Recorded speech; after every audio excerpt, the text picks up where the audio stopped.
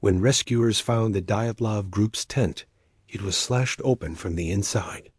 Inside, the hikers' boots, coats, and gear were left behind, as if they fled in a blind panic, into a deadly blizzard, half naked, in the middle of the night. Their bodies were discovered scattered across the mountain. Some had crushed ribs.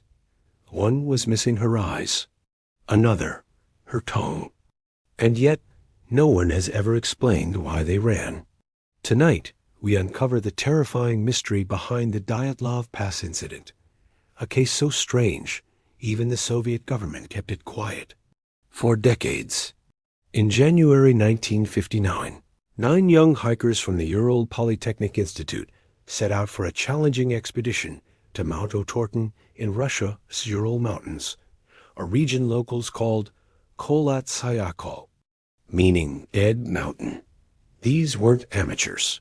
They were experienced, disciplined, and extremely well-trained. Their journey began normally, until February 1st. That night would be the last anyone ever heard of them. When the hikers failed to return, a search party went out.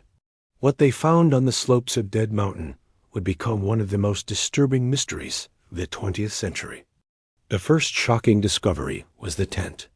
It was located on an exposed slope, not in the forest where they originally planned to camp. The tent wasn't opened. It wasn't unzipped. It was ripped open from the inside. Footprints led away from it, barefoot, socked, or wearing only one shoe, meandering down the slope as if the group walked calmly into their own deaths. To rescuers, the scene felt wrong. Nothing about it matched the behavior of trained hikers.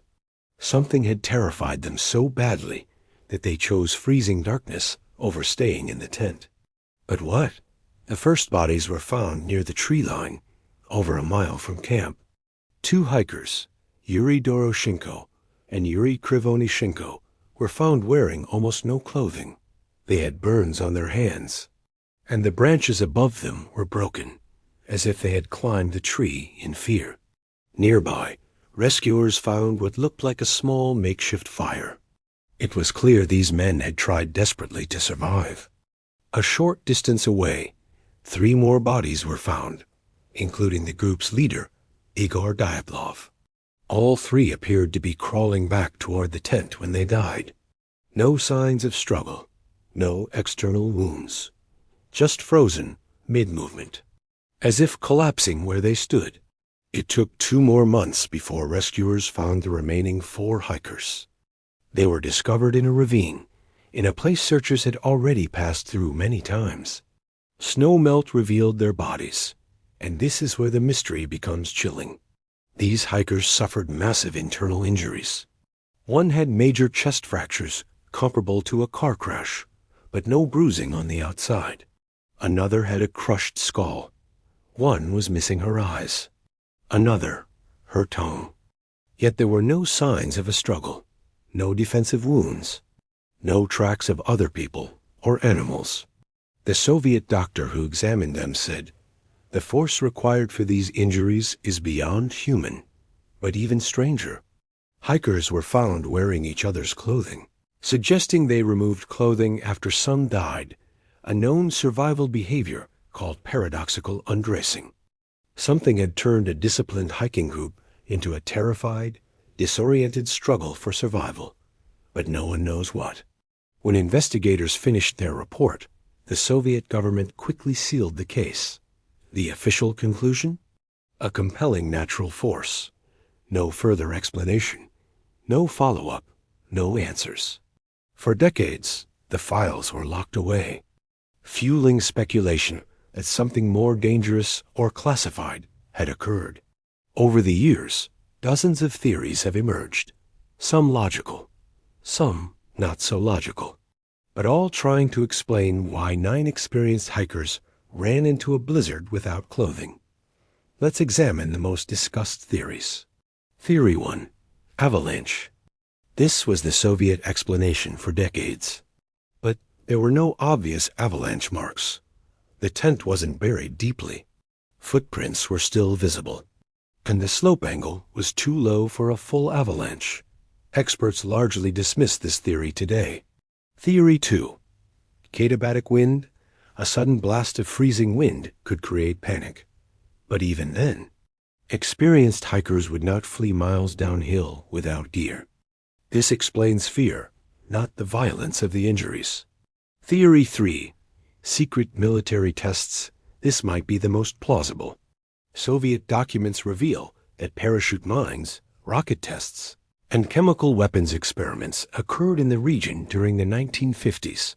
If the hikers witnessed something they shouldn't have, or suffered the effects of a blast wave, it could explain massive internal trauma, burnt injuries, disorientation, panic, and government secrecy. This theory remains one of the strongest. Theory 4. Infrasound, the wind theory. Strange winds around the mountain can create low-frequency sound waves that cause panic, nausea, and psychological distress. Enough to make even trained hikers irrational. But again, this does not explain the extreme injuries. Theory 5. Something else entirely. This is where the case enters legend. A creature attack? A violent encounter with escaped prisoners? A classified Soviet aircraft crash? Radiation. Traces were found on some clothing. Or something unknown in the mountains. Truth remains buried under snow and secrecy.